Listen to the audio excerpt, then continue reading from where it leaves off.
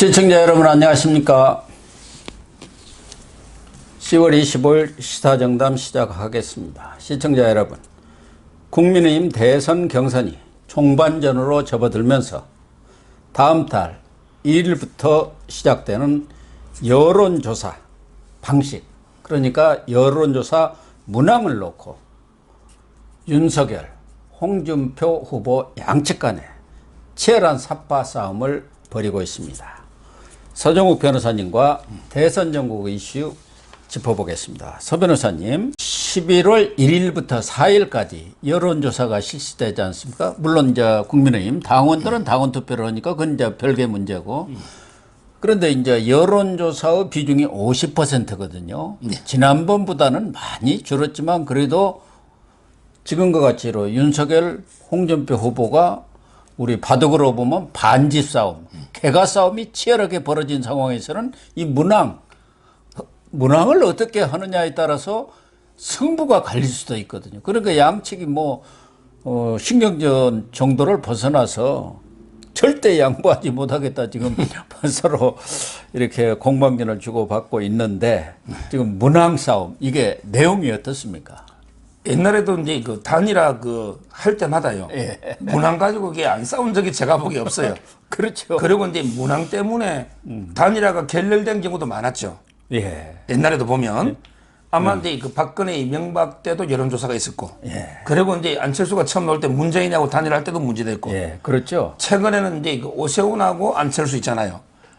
전부 이게 단일화 문항 여론조사 이게 아주 중요합니다. 그래도 그때는 합의는 됐어요. 예. 예. 그러면 이제 그 윤석열하고 이제 그 원희룡, 윤석열하고 원희룡 측의 입장이 비슷해요. 아, 예. 뭐냐면 이렇게 묻자는 겁니다.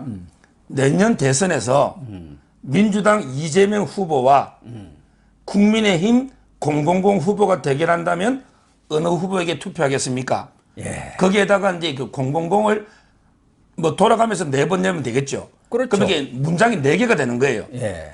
처음에는 이제 가나다 순이면 예를 들어 유승민, 예. 이런 식으로 윤석열, 원희룡 넣고. 예. 근데 한 명만 또 앞에 불러주면 또 안 되니까 문장은 4번 바꿔가면 25%씩.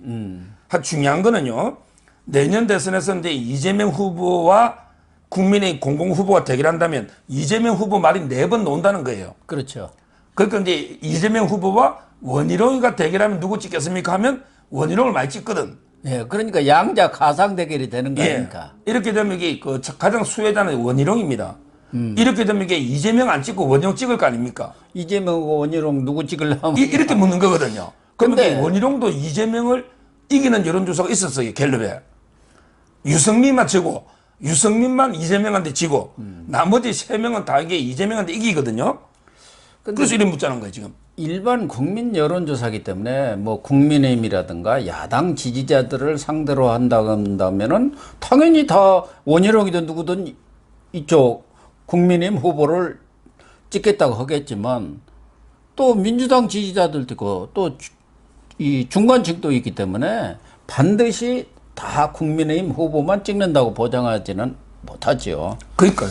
결국은 이제 근데 이 방법은 제일 좋은 거는 장점은 이제 단순하고 명확합니다. 민주당 이재명과 국민의힘 누구 붙으면 누구 찍겠느냐. 4번 물어주는 거 아니에요. 예, 이게 가장 국민이 볼 때 생각할 필요도 없이 나는 이쪽 국민의힘 다음에 이쪽 누를 거고, 예. 민주당은 이재명 누르겠죠. 예, 그러겠죠. 가장 이게 생각할 필요도 없이 단순하고 명확한 이런 이제 장점이 있어요. 네. 근데 문제는 이제 단점은 약간의 변별력의 문제가 생기죠.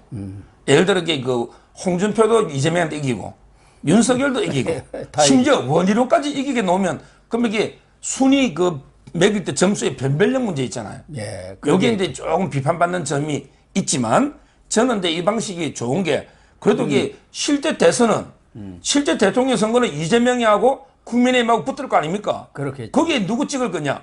거기에 이기는 사람이 후보 되는 게 맞죠. 네. 저는 그래서 이 방식은 좀 좋고요.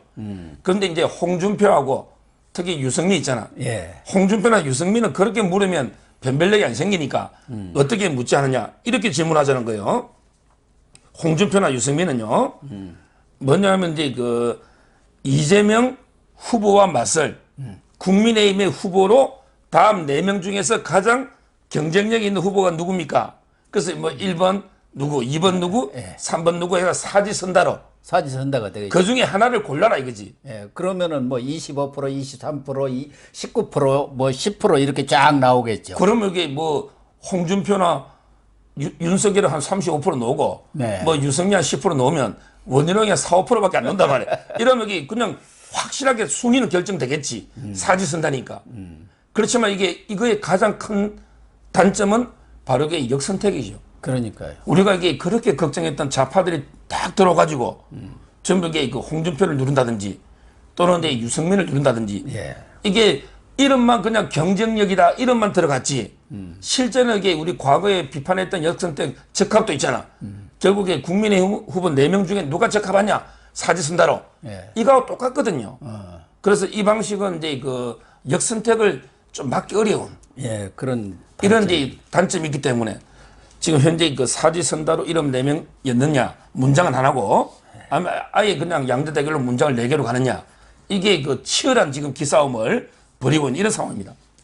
그러니까 지금 특히 윤석열, 홍준표 두 후보 양강은 정말 앞서도 얘기했지만 누가 후보가 될지 모를 정도의 지금 박빙에 어떤 사람들은 이제 초박빙이다. 박빙 정도가 아니라 이런 상황에 가 있기 때문에 문항 선택이 아주 중요하다고 보는 것이고 그것에 따라서 경우에 따라서는 상당한 이 지지율에 격차가 생길 수가 있지 않습니까?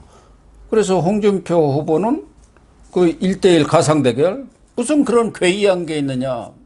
만약 그런 것이 선택이 된다면은 뭐 그걸 전제로 한 것 같아요. 중대 결심을 하겠다. 그게 무슨 말입니까? 중대 결심하겠다. 원래 이게 그 두고 보자는 놈치고 이게 무서운 놈 없다는 말 있잖아요 옛날에. 중대 결심한다는 말은 이게 경선 보이콧 하겠다는 건데 그런다고 이게 누가 뭐 눈이나 깜짝합니까? 윤 총장 저희도 알아서 하라고 그랬잖아. 알아서 하라고. 눈도 깜짝 안 해요. 경선 보이콧 한다 해서 이게 뭐 누가 겁먹고 합니까? 저는 이제 그럴 문제는 아니고요. 이거는 이제 최고 여론 전문가들이 타협하는 게 제일 좋고요. 네.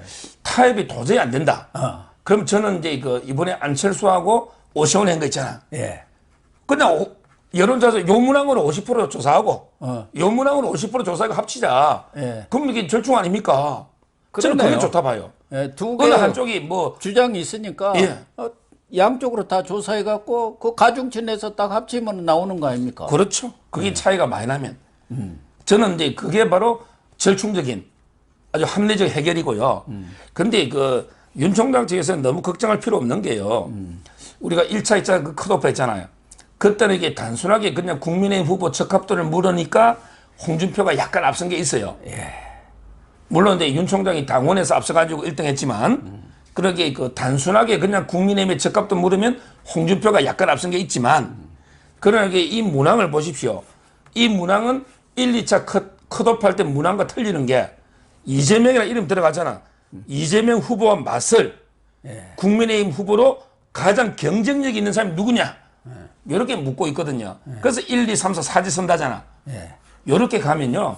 저는 이제 윤 총장이 아주 불리하다고는 생각 안 해요. 왜 그러냐면 이게 이재명 후보가 이름이 나와 있고 그다음에 그 경쟁력이 이재명 후보가 누가 있느냐. 이거는 이게 누가 봐도 본선 경쟁력은 윤석열이 있거든요. 따라서 저는 뭐 크게 원희룡이나 유승민한테는 차이가 커요. 근데 윤 총장은 뭐 어떻게 하든 저는 이게 아주 불리한 문항은 아니다. 이런 생각은 드는데 아까 이제 박사님 말씀처럼 우리가 이제 그 호랑이가 토끼 잡을 때도 최선을 다하고 반집 치열한 승부라면 그냥 이게 일방적인 서로 양보하면 또 이게 뒷말이 노니까 그냥 이제 그 사지선다로 50% 묻고 그리고 이제 그 윤 총장이나 원희룡처럼 그냥 4개 문항으로 양자 대결 가상 이렇게 묻고 그래서 이걸 가중으로 합치면 가장 이게 원만한 해결이 안 되겠나. 저 개인적으로는 그렇게 생각합니다.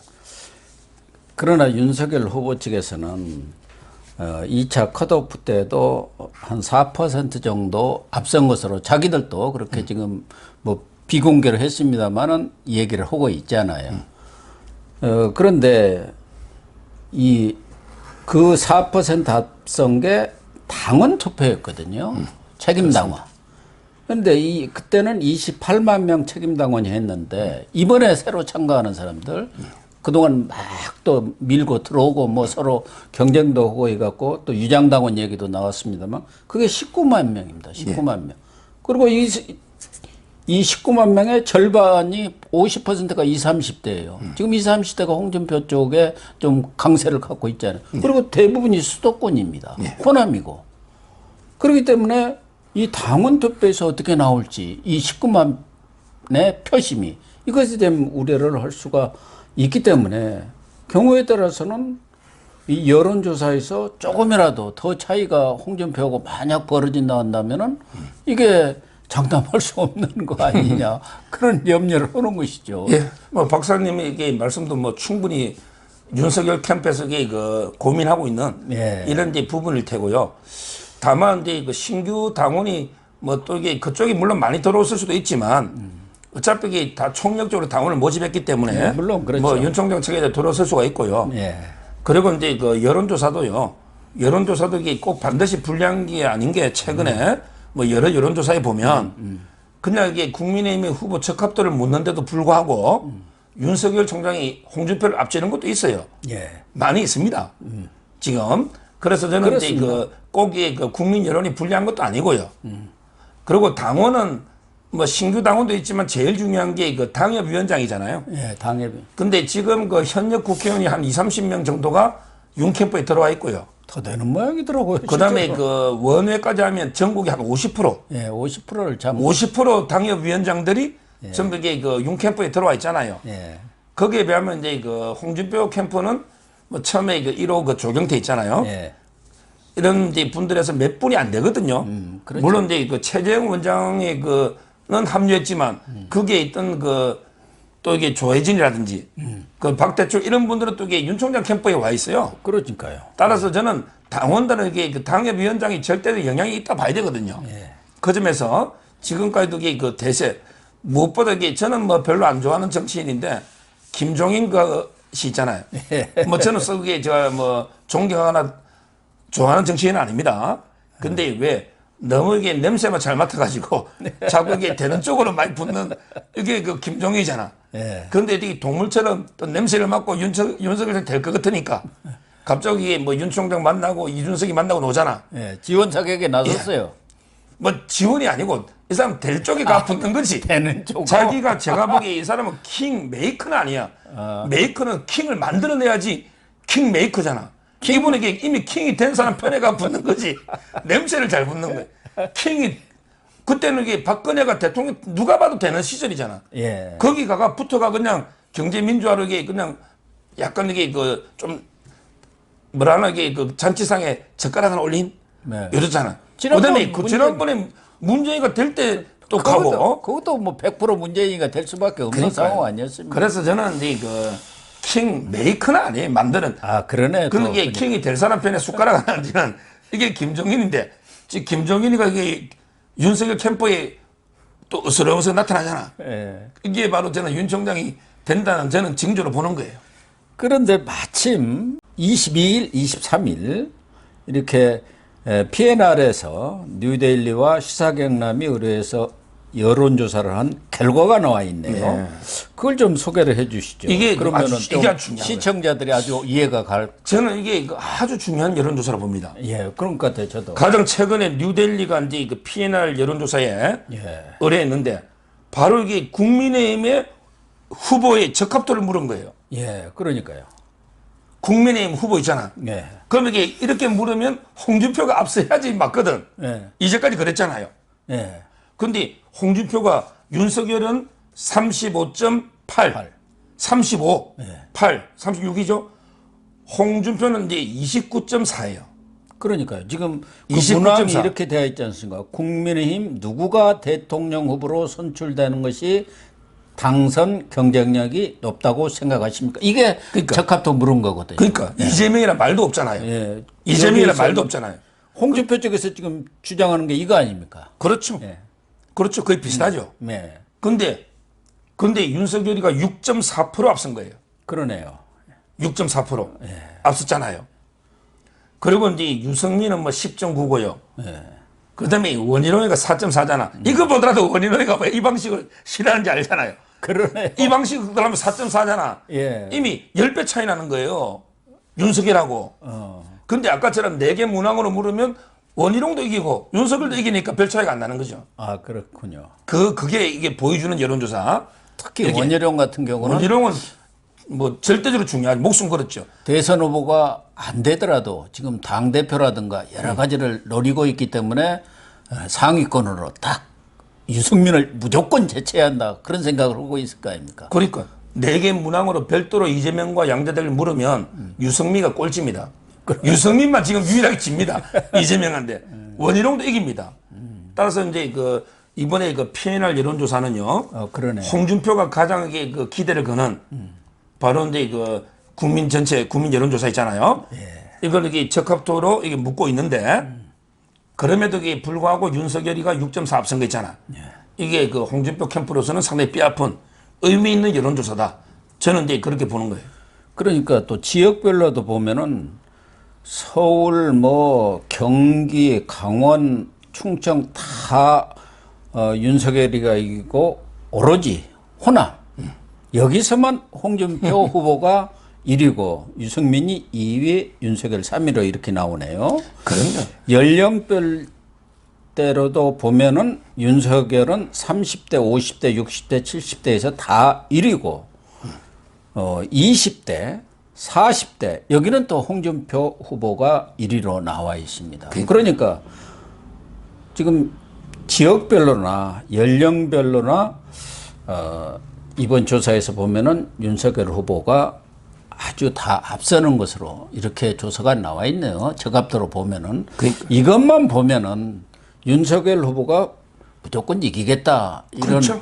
예상을 할 수가 있는데 또 다른 조사에서는 또 다른 결과가 나올 수 있기 때문에 뭐 PNR 여론조사가 100% 신뢰도가 있다고 또 볼 수는 없는 것 아니겠습니까? 하도 여론조사가 들쭉날쭉 하니까요. 그런데 제가 모든 여론조사를 저는 방송하니까 매일 다 보잖아요. 확실하게 그 조금 앞서가는 거는 전라도밖에 없습니다. 홍준표가 확실하게 그 앞서는 거는 그러네요. 윤석열한테 앞서는 전라도밖에 없어요. 근데 그 전라도 표 가지고 민주당 후보는 될 수 있죠. 근데 전라도 표 가지고 국민의힘 후보가 되겠습니까?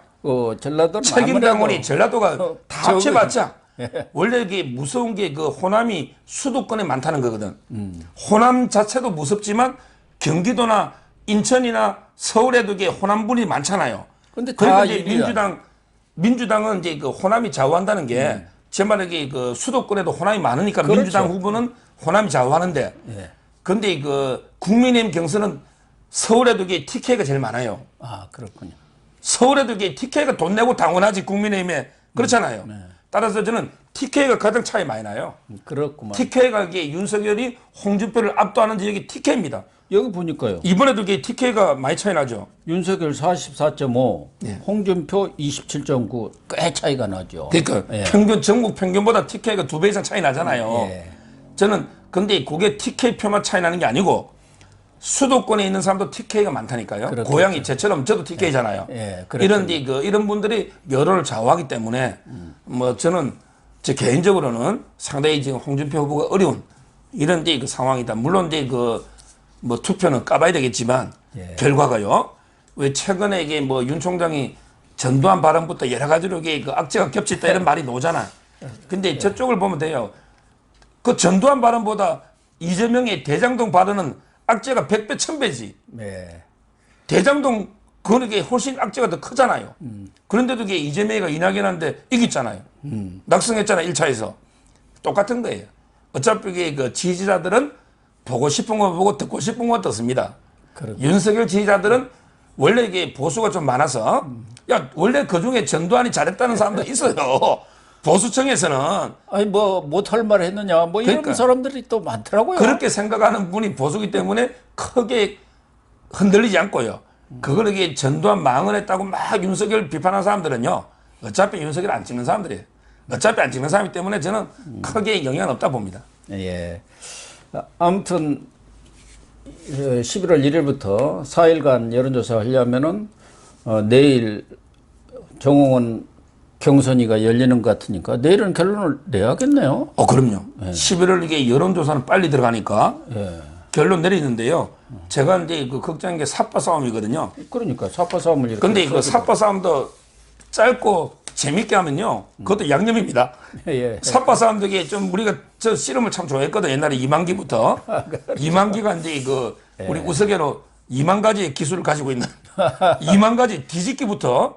근데 그 약간의 삽바 싸움은 그거는 승부 욕구기 때문에 그거는 이제 관중도 기다려주면 재밌게 보는 양념이에요. 예. 근데 그 삿바 싸움이 길어지고 아주 지저분해지고 막 더티지잖아요. 예. 그러면 이게 정말 짜증이 납니다. 시청자들도. 따라서 저는 이제 국민의힘에서 약간의 삿바 싸움은 좋지만 더 심하게 뭐 이거 가지고 중대결심 할 것도 없지만 이렇게 자꾸 하면 전체적으로 이게 국민의힘의 지지도 떨어질 수 있기 때문에 저는 조심해야 되고 그러면서 보면 이게 그 옛날에 그 씨름판의 신사라고 그 있었잖아요. 이준인가? 예, 이준희 씨. 이준이 씨름판의 신사였잖아. 이런 게 본받아가지고 저는 조금씩 윤석열도 홍준표도 아까 제가 우리 절충설 제안했잖아요. 예. 서로 이게 주장하는 문항을 반반씩 해서 하자. 이 정도로 이게 타협하면 뭐 저는 이제 그 경선판의 신사가 된다. 경선판의 신사. 이렇게 그 결론 짓는 게 맞다 이래 봅니다. 뭐 서 변호사님의 제안이 가장 합리적인 것 같네요. 뭐 정 안 되면은 그렇게 양쪽 조사해 갖고 가중치 내서 딱 합하면 되잖아요. 그렇습니다. 예, 그 문제는 또 정홍은 경선위원장 총리까지 지내신 분이고 지혜가 있는 분이니까 그분이 경선 위에서 적절하게 타협점을 만들어낼 것으로 기대하면서 마무리하겠습니다. 예.